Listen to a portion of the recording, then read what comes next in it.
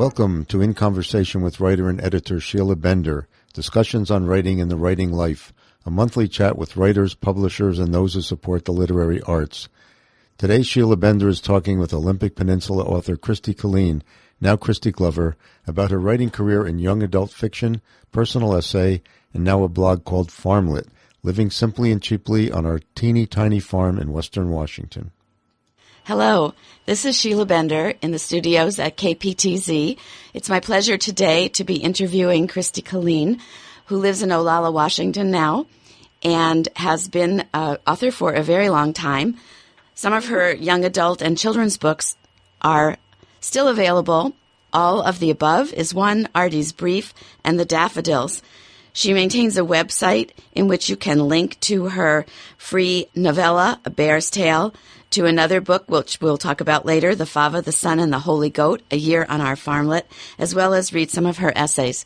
She's also my co-author on a writing book called Writing in a Convertible with the Top Down. Good morning, Christi. Hi, Sheila. It's nice to be talking to you this morning, and I'm looking forward to the report from your Farmlet. Well, thank you very much. I just am thrilled to be talking to you like this. This is wonderful. I want to first fill our listeners in on the fact that The Fava, the Sun, and the Holy Goat, A Year on Our Farmlet, is a compilation of blog entries that you made over a year's time about your life in Olalla on a teeny tiny farm in western Washington. And I know you're just about to wrap up the publication of a second year. I don't know if you have a title for that one. Well, I have a working title, and so far that's the best one, and that is Ways to Amuse Your Goat, Year 2 on the Farmlet. Most people think that works well enough. I think it's fun. I want to know how to amuse my goat, even though I don't have one. It boils down to everything we do here amuses them in one way or the other, so it seemed to be an overriding subject. Well, I later on in our conversation, I really do want to talk with you about how you go about putting books together now. I know it's different than earlier in your career when you worked with traditional publishers, got contracts, wrote books. The books went into... It's mind-boggling, the difference. It's like here is an unhappy writer and here is a happy writer. The difference. I was thinking about that this morning, that it's been 30 years almost since I had my first book published, and that was back in the mid-'80s when there was no internet or any of this, and it was strictly traditional publishing. You sent out query letters. I had a typewriter, and it was just luck, I think, perseverance, luck, whatever, that I ended up getting a book published so young. But it was a whole different world than it is now. It was. However, there still are a number of people hoping to publish with traditional publishers, or as I've been hearing, they are now called legacy publishers. Mm-hmm. Legacy. That makes us feel a little old. But gosh. I know from reading your books that it was more than luck that got them published, and they're published with significant publishers, Random House, HarperCollins, Scholastics. So I'd like to back up before we get to the present into, you said being published so young seemed to you very lucky. I'm sure it was, but as I said, talent was involved. What brought you to the field of publishing for young adults and elementary school kids? I was a teacher. I was not a great teacher. I was a good teacher, but it didn't make me really happy. It was hard work, and what I longed to do, I realized as I was teaching 6th graders and 7th graders back in 1980, was to read stories to them and to write them. And so I did, and over the course of 10 years, I got out of teaching, which was my initial delight about it because, like I said, it's very hard work. I'm a huge fan of teachers who can do it so vibrantly for years. So I ended up writing these books, and it was like my 3rd or 4th one before I had an offer to publish it. That was from Houghton Mifflin. Then they published 5 more of my young adult novels between 85 and 92. I did lots of speaking, and it was a career. One year I made $24,000 or $25,000, and that was like huge. Felt like I was on my career path. But then I just didn't want to write children's books anymore. I was shifting. I was getting older. All of my family history was coming back into my face as I was raising children, and I no longer needed to create this adolescence for myself, which is what I did with my children's books. And so what... Am I going on and on? No, it's all interesting. I mean, we have many reasons for writing, and it occurs to me, though, that writing books for young adults and for children is actually a way of teaching. It might not be the way you were trained to do it, and it might not be your expectation of how you would be a teacher, but I've read all your books, and I feel that they are very instructive to kids about the kinds of problems kids face growing up. They face in not understanding the adult world or having the adult world not understand them. So I think a lot of kids are probably very grateful that you created an adolescence by writing them. Such cream on it. I mean, I have to say, for me, writing is a real selfish act. It is a complete processing of my own life and my own world. And if it benefits somebody else, oh man, that is just so fine and wonderful. Well, let me say I'm just not as altruistic as that.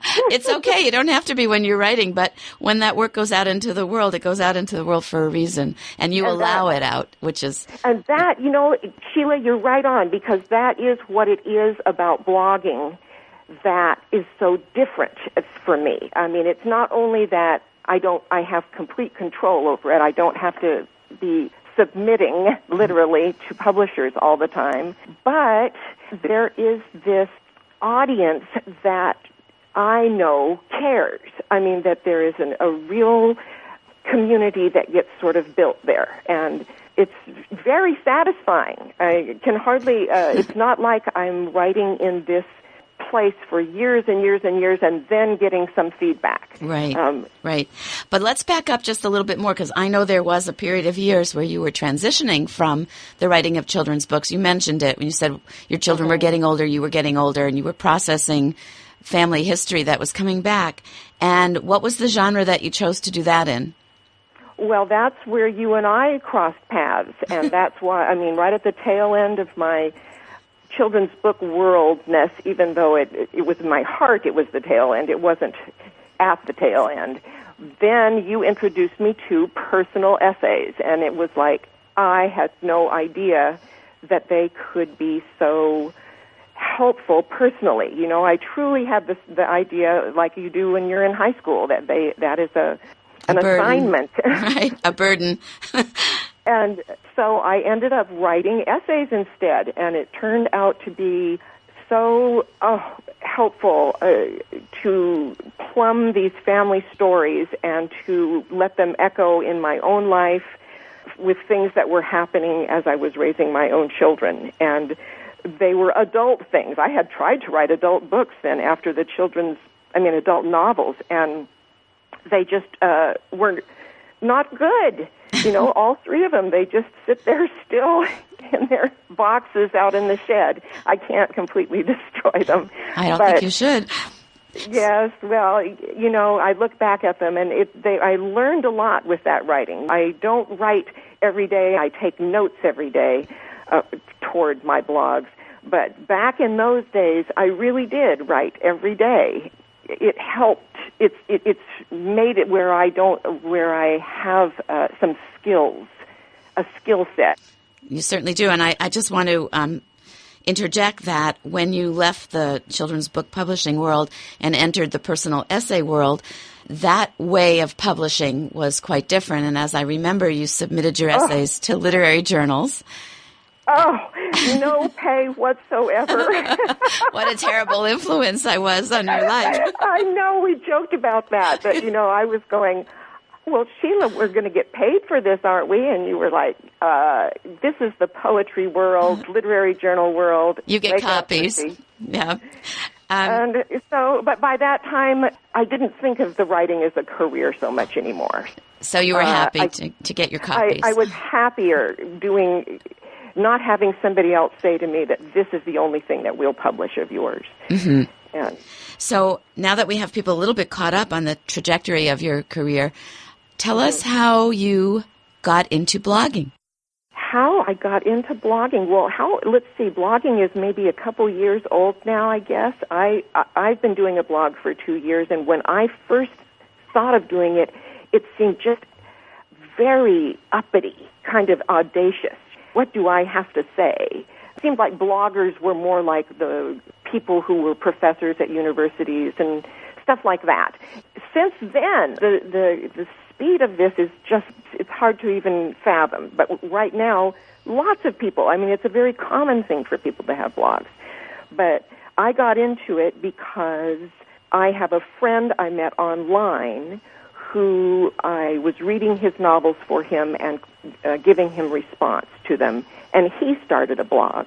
And I thought, maybe I could do this too. But I didn't have a subject. I didn't want to write about writing because I don't have anything really to say about it. But I do about my lifestyle here on our little farm. And so it just started turning into these little narratives each week. And it's given this shape to my activity here. It's a real nice combination. Plus, my husband started drawing these little stick men. It's just hilarious. I mean, he's not, never drew these before, but he had drawn one on the table, on the kitchen table, in the morning when I put out the draft for the blog. It just kind of hung on there, and every week now he does them. They're adorable. I enjoy seeing them in your blog, which, by the way, is called Farmlet, and it's farmlet.wordpress.com, living cheaply and richly on our teeny tiny farm in Western Washington. I know that you've also written a novella based on your experience living in Olalla, and you call it a bear tale, and I believe it's still available online. Mm-hmm. It is free as a Smashwords ebook, and I also did the formatting for it to be a book on Create Space for the print version at $6, which is as cheap as I could make it. You've come along from writing and having to bring your work to editors and agents to doing the whole thing yourself, which is really very interesting, and I want to talk more about it. But I do want to know where a bear tale fits in. Was it before the blog? Was it during the blog? It was right at the beginning when I started the blog. In fact, it came first, and the blog was there initially to service the book. When I see other writers, peers of mine of the past, who continue to publish with traditional publishers, the author's website is just, this centerpiece. Wasn't really interested in too much of that, but I thought, I'll just I could make a blog or something about writing or about what I'm doing. First came the book, the novella, and the blog just right after it as far as a promotion goes. But it very quickly became the center.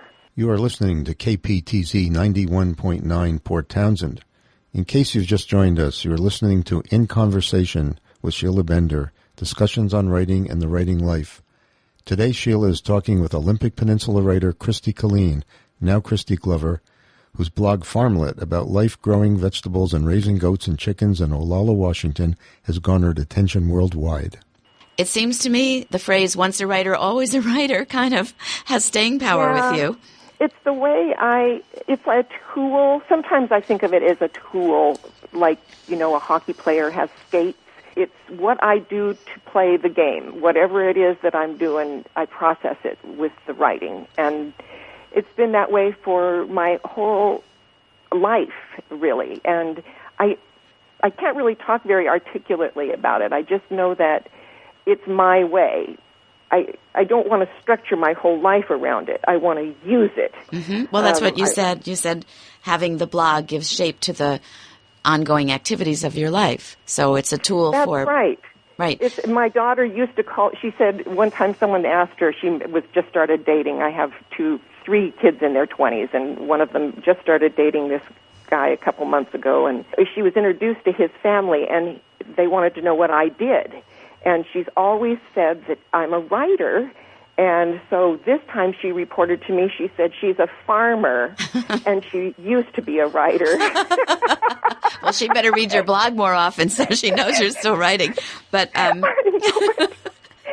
she sees it that way, but actually that made me feel good. Oh, good. Because it was, I am a writer, I know that, and that's just, but to have something else, to have something you can actually write about, you got to have something, some subject. What is it you're going to write about? Right. So I want to ask you, when you said you always were a writer, I think it's interesting to know the childhood history of writers, and you identify then that you were writing earlier than when you stopped teaching and started writing children's books. What were you doing? How did you identify as a writer? I wrote whatever was I had to write in school. That was always a fun thing. I didn't dislike it at all. I started a mystery book when I was in 4th grade and took an old book from the pile. It was just a throwaway book, I guess, if there's such a thing, and pasted regular blank paper over all of it so I could write in it and make it an actual book. And it just was important to me somehow, that process of putting the description in a book or words. So did you finish that mystery book? Did you write in every page that you had created? No.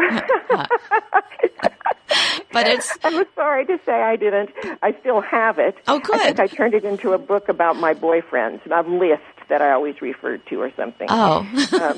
But well, I think, though, that often when we look back to our childhood, we see the glimmers of who we were to become. For instance, my aunt, when she was moving years ago, came across some papers, and one of those papers was a birthday card that I had written to her when I think I was 10.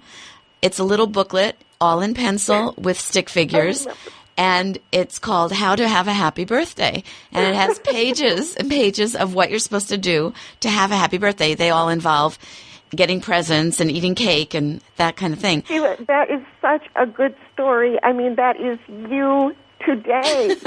You know? I think that many of us should look back to our childhoods and see, what were our projects. And I was very grateful for my aunt keeping that, because I had forgotten about it, of course. But you kind of get a grounding in your identity. You might have changed the venue that you express yourself in some way, but who you were is often very apparent when you were a kid. And I think that one thing writers can do is look back to what were their fascinations and what did they do. I think it's kind of unusual to take a book and paste paper over it so you now have what would look like a very real book, only you can put your words in it. I love that idea. And it's so magical the way things, if you watch over your entire years as you write, how they work back, they weave back into it. I mean, one of the things that I wanted so much to do when I was writing children's books was to illustrate them with little line drawings. My 3rd book is called Rusty Furtlanger Ladies' Man, and it's about a boy who's a cartoonist in the high school. He's small, and he ends up having to wrestle a girl on the wrestling team at school. And so these two things, this whole issue of the identity and being a boy and wrestling, etc., and the power that he has as a cartoonist in the school, on the school paper, play together. And I wanted so much to be able to draw those cartoons myself. And now here's my husband doing that. And it turned out to be one of the main things that kind of shut my heart down with the traditional publishers, because the jacket of that book was so disappointing. It was just a real sadness to see it. And then the paperback was even worse. And so I felt the lack of control in it all. In what way were these covers disappointing? Well, the first one just didn't, it just wasn't a good cover. At first, the character was stocky and did not look at all like the way I described Rusty, which many kids pointed out to me. And the monster, what a super guy in the background, just didn't look like a superhero should. And the paperback one had them, I mean, this guy is 14 years old, the main character, and the paperback had them as adults and looked quite sexual, like these two were going at each other, and I was like, so why? I take it when you say many kids pointed out, this is when you maybe did author visits to schools? Yes, speaking visits, and that was a big part of my income. And what did you tell the kids when they pointed this out? I told them that I didn't have any say in that thing, and they were shocked. That's a really interesting point, Sheila, because the kids they were under the impression, as everybody is really, that the author has something to do with the way the book looks when it's going through a traditional publisher, and it could be further from the truth. Right. And right. You find yourself feeling like it's misrepresented, but you feel like the kids are right to feel ripped off, because no matter what, if they like the jacket, they're not going to like the book. And if they want to like the book, they look at the jacket and go... This is a wonderful segue then to why you're enjoying your blog, where you have control over the images, you have control over the content, and you have control over what it is you want to put out there into the world. So along the way, you've learned to be your own publisher, not only with a WordPress site that your blog goes into every week. They're great. WordPress.com. And you did this all yourself? I did, and I am really a Fred Flintstone when it comes to computer stuff. I can say good things about WordPress and CreateSpace. There's a learning curve, and each year I'm facing it whether or not I want to try to hire somebody, but, I don't have a bunch of money for that. And so part of the beauty of this is that I can just go into those chat rooms and stuff, the forums, and do it. But I did it last year with the Father, the Son, and the Holy Goat on the Smashwords ebook. So that's different than CreateSpace. Well, that's correct, because CreateSpace is what you can use to make a print version. Okay. But to make an ebook, you have to go to either Kindle, which is Amazon, or Smashwords is the one I chose, because that's the way, through them I can make it free. You can't make books free with Amazon. You just can't. The littlest they insist on is 99 cents. And even though I love money, etc., I feel like since it's available, this content is available on the web for free, to charge for it as a book just doesn't match up for me. They do charge if you get a paperback through CreateSpace. So is it on Kindle as well, or just Smashwords? It is, but hardly anybody buys it there, because I think it's $2.99 or something. Uh-huh. But can people read a Smashwords ebook on a Kindle?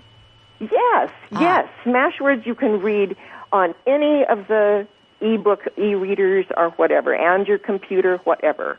That's why I went with it. And right. I think Kindle, of course, has got a bigger audience and distribution and stuff, but it's different now. I'm just not as wanting to get in the big leagues. I really like being in the small league. Well, tell us a little bit about your small league. I know that you must hear from some readers of your blog and maybe of the books.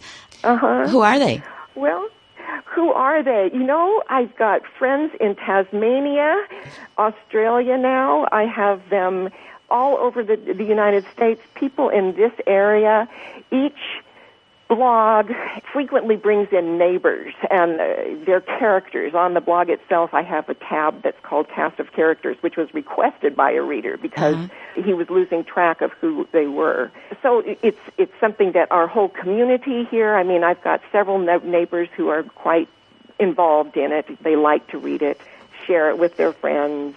I'm not sure what your question is. Oh, just who your audience is and how they respond to you and what you learn from them, and family, friends, and a good handful. I would say close to some hundreds who are either followers or are involved. And I'm still kind of working through how to respond to comments and how to be what my role is in this entity that has been created. You know what I mean? I do. It's like I do, because it's got a life of its own. Right. And so it's very interactive. If you're being able to expand your blog, say with that character tab, because of a request, it's a very thriving back and forth kind of thing, which I don't think we get with books so much, because the only person we go back and forth with is the editor. And then it's out in the world, and there's nothing that can be done to change it unless they want to make a new edition, which would then take years. It must be very gratifying to be able to get a good idea from a reader and be able to quickly create an adjunct to the endeavor. I can see that you thrive with that.